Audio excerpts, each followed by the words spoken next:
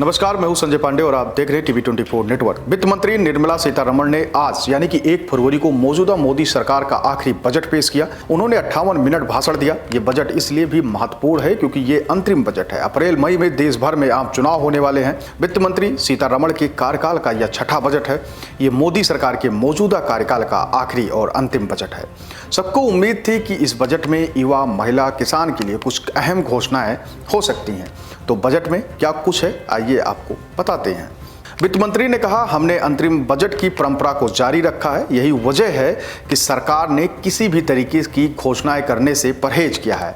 हालांकि अंतरिम बजट में 4 सेक्टर्स पर फोकस रहा: गरीब, महिलाएं, युवा और अन्नदाता यानी कि किसान।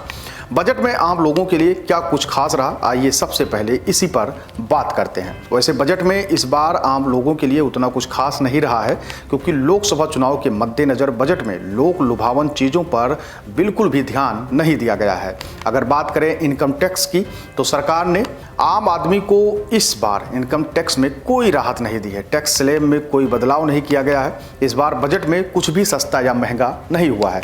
अब आप सोच रहे होंगे ऐसा क्यों? ऐसा इसलिए क्योंकि 2017 में लागू किए गए जीएसटी के बाद से बजट में केवल एक कस्टम ड्यूटी, एक्साइज ड्यूटी को बढ़ाया या घटाया जाता है, जिसका असर गिनी चुनी चीज़ों पर ही पड़ती है।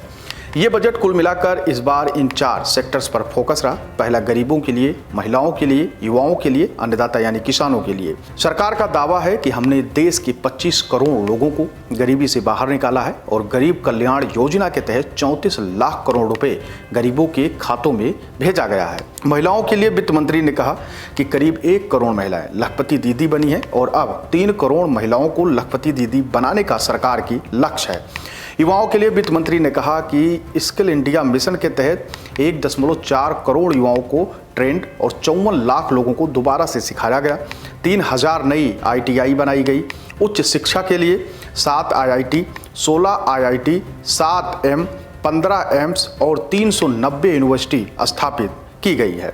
सरकार ने किसानों को लेकर कहा कि पीएम किसान योजना से 11.8 करोड़ लोगों को आर्थिक मदद मिली है। खैर, अब देखने वाली बात ये होगी कि मोदी सरकार की ये बजट धरातल पर कितना असरदार साबित होती है, आम जनता के लिए कितना फायदेमंद है। वैसे मोदी सरकार के इस बजट को आप कैसे देखते हैं, कमेंट के माध्यम से हमको ज़रूर बताएं।